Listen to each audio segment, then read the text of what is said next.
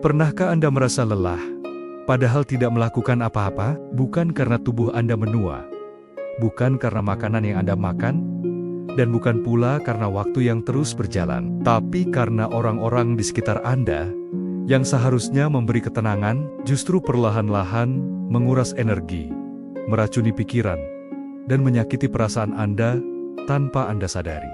Di usia 60 tahun ke atas, hidup seharusnya menjadi lebih tenang. Ini adalah masa ketika seseorang pantas mendapatkan waktu untuk menikmati hasil jerih payahnya, merenungi makna hidup, dan menyambut hari-hari dengan rasa syukur. Tapi sayangnya, tidak semua orang di sekitar kita ikut menjaga ketenangan itu.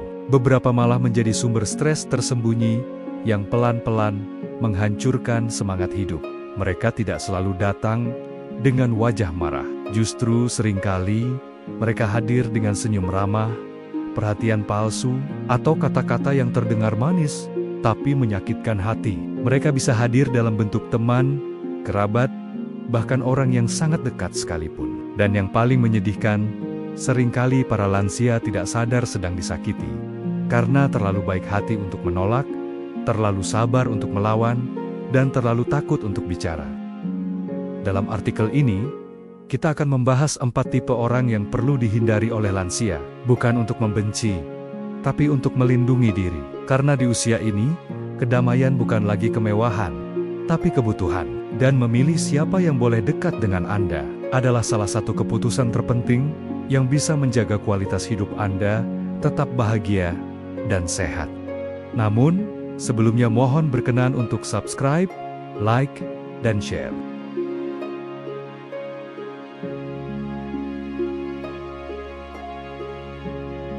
Pertama, orang yang suka mengeluh dan menyebarkan energi negatif. Setiap orang pasti pernah mengalami masa sulit, dan tidak ada yang salah dengan meluapkan perasaan. Namun, bayangkan jika Anda harus mendengarkan keluhan yang sama berulang kali setiap kali bertemu seseorang. Tidak ada kabar baik, tidak ada semangat hidup, hanya keluhan tentang hidup, orang lain, cuaca, hingga berita buruk yang tak ada habisnya. Anda mungkin mencoba bersabar, tapi lambat laun, Anda merasa lelah secara emosional. Tanpa sadar, suasana hati Anda ikut muram, dan energi Anda tersedot habis. Itulah yang dilakukan oleh orang-orang yang membawa energi negatif ke dalam kehidupan Anda. Mereka bukan hanya mengeluh, mereka menyebarkan pesimisme, menciptakan suasana yang suram, dan seringkali menyeret orang lain masuk ke dalam lingkaran emosi yang melelahkan. Bagi lansia yang sedang mencari ketenangan, orang seperti ini bisa menjadi beban yang berat, bahkan tanpa disadari. Mengapa lansia rentan terpengaruh? Di usia 60 tahun ke atas, banyak lansia mengalami perubahan besar dalam hidup. Pensiun dari pekerjaan, anak-anak yang mulai hidup mandiri, kehilangan pasangan atau sahabat, hingga perubahan kondisi fisik. Masa ini membutuhkan stabilitas emosional dan dukungan positif agar tetap merasa berdaya dan berarti. Jika di sekitar Anda justru hadir orang-orang yang suka mengeluh tanpa solusi, mengingatkan terus-menerus pada kesedihan, atau menyebarkan rasa takut terhadap masa depan, maka suasana hati Anda bisa ikut tenggelam. Bahkan, interaksi yang tampaknya sepele bisa menurunkan kualitas tidur, memperburuk kecemasan, atau memicu perasaan tidak berdaya. Berikut beberapa tanda orang yang sebaiknya Anda waspadai. 1. Selalu fokus pada kekurangan, kesalahan, dan masalah, tanpa pernah berbicara tentang harapan atau solusi. 2. Suka menyalahkan orang lain, keluarga, bahkan masa lalu, untuk setiap hal buruk dalam hidup mereka. 3. Merendahkan semangat Anda ketika Anda mencoba berpikir positif atau melakukan sesuatu yang menyenangkan. 4. Tidak mendengarkan, hanya ingin didengarkan, dan jarang menghargai pendapat orang lain. 5. Membuat Anda merasa bersalah atau lelah setelah setiap pertemuan atau percakapan.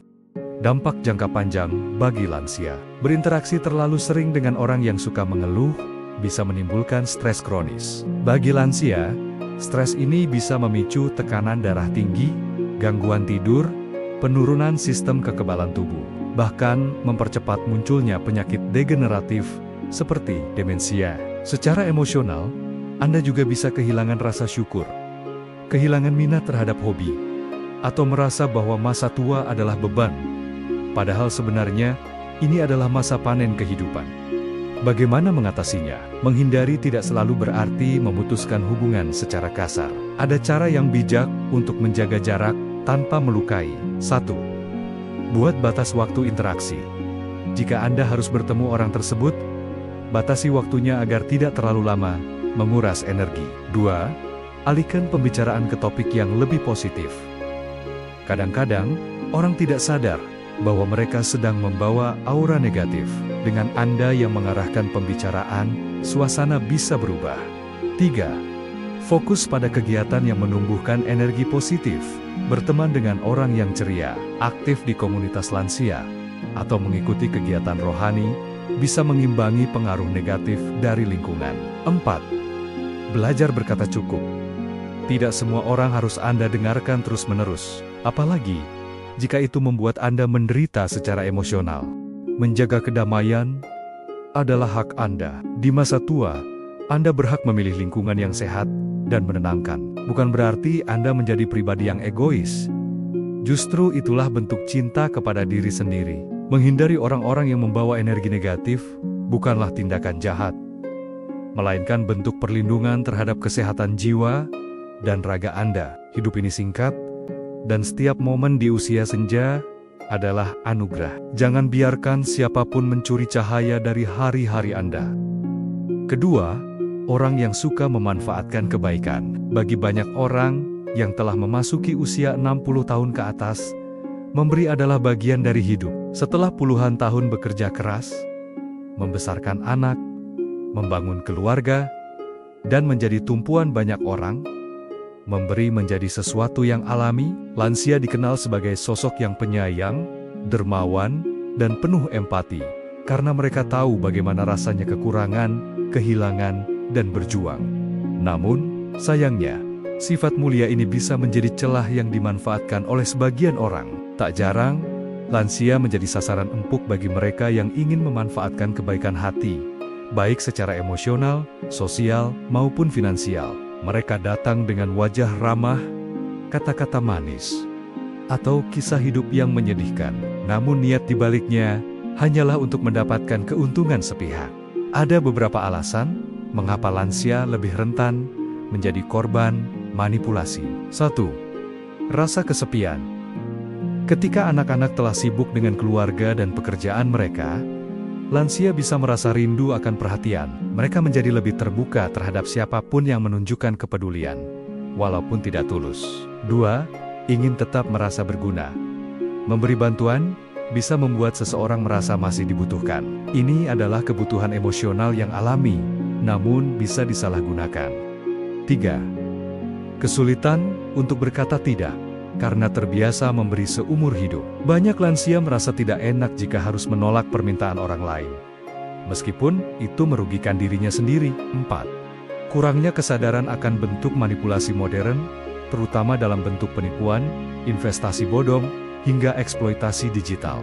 Ciri-ciri orang yang suka memanfaatkan kebaikan. Orang yang suka memanfaatkan tidak selalu terlihat jahat di permukaan. Mereka bisa tampil sebagai 1. Teman lama yang tiba-tiba dekat kembali, tapi ujung-ujungnya meminta bantuan uang atau fasilitas. 2. Anggota keluarga yang datang hanya saat butuh, tapi menghilang ketika lansia membutuhkan perhatian atau dukungan emosional. 3. Orang yang sering meminjam, tapi tak pernah mengembalikan, dengan alasan klasik dan janji-janji manis yang tak ditepati. 4. Mereka yang membebani secara emosional, curhat terus-menerus, tanpa memberi ruang bagi Anda untuk berbicara, hingga membuat Anda merasa bertanggung jawab atas hidup mereka. Dampak pada lansia yang terlalu sering dimanfaatkan. Ketika lansia terus-menerus dimanfaatkan, dampaknya bisa sangat dalam, dan tidak hanya menyangkut materi, tapi bisa rasa lelah, kecewa, dan bahkan luka batin bisa tumbuh perlahan. Lansia bisa merasa tidak dihargai, tidak dicintai dengan tulus, atau kehilangan rasa percaya terhadap orang lain. Dalam jangka panjang, ini bisa menyebabkan stres, dan kelelahan emosional. Perasaan bersalah atau tidak berguna, kerugian finansial, hubungan keluarga yang renggang atau rusak, menutup diri dari hubungan sosial yang sehat. Padahal, di usia senja, seseorang sangat membutuhkan stabilitas, baik secara emosional maupun finansial. Bagaimana bersikap bijak tanpa menjadi korban? Kebaikan hati tidak harus menjadi jalan untuk dimanfaatkan. Berikut beberapa sikap yang bisa diambil. 1. Belajar berkata, tidak, dengan tegas tapi sopan. Menolak tidak sama dengan menolak hubungan. Anda bisa menolak permintaan yang tidak masuk akal, tanpa memutus tali silaturahim. 2. Jangan merasa bersalah. Karena menjaga diri sendiri, Anda punya hak untuk menjaga waktu, energi, dan keuangan Anda, demi kesehatan dan kenyamanan pribadi, dan tidak melebihi kemampuan Anda. 4. Konsultasi dengan orang terpercaya sebelum mengambil keputusan penting, terutama yang menyangkut keuangan atau warisan. 5. Berani mengevaluasi ulang hubungan, termasuk dengan anggota keluarga. Jika Anda merasa terus dimanfaatkan secara tidak adil, menjadi baik bukan berarti selalu mengorbankan diri. Kebaikan adalah kekuatan, bukan kelemahan. Namun, kekuatan itu harus disertai dengan kebijaksanaan. Anda bisa tetap menjadi pribadi yang penuh kasih tanpa harus menjadi korban. Ingatlah bahwa orang yang benar-benar mencintai Anda tidak akan memanfaatkan Anda. Mereka akan menghormati batas Anda, menjaga perasaan Anda, dan menghargai pemberian Anda, meskipun kecil. Sebagai lansia, Anda bukan hanya pribadi yang pantas dihormati, tapi juga dijaga. Jangan biarkan siapapun merusak ketenangan hidup Anda dengan alasan butuh bantuan yang tak ada ujungnya. Karena pada akhirnya melindungi diri sendiri adalah bentuk kasih sayang tertinggi yang bisa Anda berikan kepada diri Anda di usia yang berharga ini. Ketiga, orang yang suka meremehkan atau tidak menghargai. Di usia 60 tahun ke atas, setelah menjalani berbagai peran penting dalam hidup sebagai orang tua, pekerja, pasangan, sahabat, dan bahkan pemimpin, banyak lansia tiba-tiba merasa seperti tidak terlihat. Mereka mulai merasa pendapatnya diabaikan, pengalamannya dianggap usang, atau keberadaannya sekadar formalitas. Padahal, mereka masih memiliki kebijaksanaan yang tak ternilai. Salah satu sumber rasa terluka yang kerap dialami oleh lansia berasal dari orang-orang yang suka meremehkan atau tidak menghargai, baik secara terang-terangan maupun secara halus. Orang yang suka meremehkan seringkali tidak menyadari dampak kata-kata atau sikap mereka. Mereka mungkin tidak berteriak, tidak memaki, bahkan bisa terlihat sopan. Tapi cara mereka memperlakukan lansia seperti beban, tidak mengerti zaman, atau cukup diam saja perlahan-lahan, bisa meruntuhkan rasa percaya diri seseorang. Beberapa contohnya, mengecilkan pendapat atau saran, mengabaikan kehadiran lansia dalam diskusi keluarga atau acara penting, berbicara dengan nada seperti sedang menasihati anak kecil. Padahal, yang diajak bicara adalah seseorang yang telah hidup puluhan tahun, menganggap lansia tak bisa belajar hal baru, seperti teknologi, dan malah mengejek saat mereka mencoba, tidak menunjukkan rasa terima kasih atas bantuan, perhatian, atau waktu yang diberikan oleh lansia. Mengapa ini berbahaya bagi lansia? Rasa tidak dihargai bisa berdampak lebih besar dari yang terlihat. Lansia yang terus-menerus diperlakukan seolah-olah tidak penting bisa mengalami penurunan semangat hidup. Mereka bisa mulai menarik diri dari pergaulan, kehilangan minat untuk berpartisipasi, bahkan merasa tidak lagi berguna bagi keluarga atau lingkungan. Dalam jangka panjang, kondisi ini bisa memicu depresi atau rasa sepi yang mendalam. Penurunan kognitif karena minimnya interaksi sosial yang bermakna, hilangan rasa percaya diri, dan penghargaan terhadap diri sendiri. Gangguan hubungan antara orang tua dan anak, atau antar sesama lansia. Padahal, salah satu kebutuhan paling dasar manusia yang tidak berubah, meskipun usia bertambah, adalah dihargai dan didengarkan. Tanda-tanda Anda sedang tidak dihargai. Kadang perasaan ini muncul samar. Anda mungkin merasakannya, tapi ragu menyuarakannya. Berikut beberapa tanda bahwa Anda sedang berada dalam lingkungan yang meremehkan Anda. Anda sering diperintah, bukan diajak berdiskusi. Anda merasa pendapat Anda dianggap tidak penting, meskipun menyangkut keluarga atau hidup Anda sendiri. Anda tidak pernah diminta pendapat, tapi selalu diminta ikut saja. Ketika Anda berbicara, orang lain sibuk melirik jam atau sibuk lainnya. Anda mulai merasa bahwa lebih baik diam daripada berbicara, karena tidak ada yang benar-benar mendengarkan. Apa yang bisa Anda lakukan? Menghadapi orang yang suka meremehkan tidak mudah, apalagi jika mereka adalah bagian dari keluarga atau orang yang dekat. Namun, Anda tetap punya kendali atas bagaimana Anda merespons dan memperlakukan diri sendiri. Berikut beberapa langkah yang bisa Anda ambil. Bicara dengan jujur, namun tenang. Terkadang orang tidak sadar bahwa mereka sedang meremehkan. Ungkapkan dengan kata-kata sederhana bahwa Anda ingin dihargai dan didengarkan. Pilih lingkungan yang suportif. Carilah komunitas, teman sebaya, atau kelompok aktivitas yang menghargai Anda apa adanya. Kehadiran orang-orang yang positif bisa menyeimbangkan rasa kecewa dari lingkungan lain. Teguhkan kembali nilai diri Anda. Ingat semua yang telah Anda lewati dalam hidup. Pengalaman Anda, cinta Anda, dan kebijaksanaan Anda adalah warisan yang tak ternilai. Anda tidak perlu validasi dari orang yang tidak menghargai untuk merasa berharga. Gunakan waktu Anda untuk hal yang membuat bahagia. Jika seseorang tidak menghargai Anda berulang kali, mungkin sudah saatnya untuk memberi jarak dan fokus pada hal-hal atau orang-orang yang benar-benar peduli. Harga diri tidak memiliki masa kadaluarsa. Anda bukan seseorang yang kadaluarsa.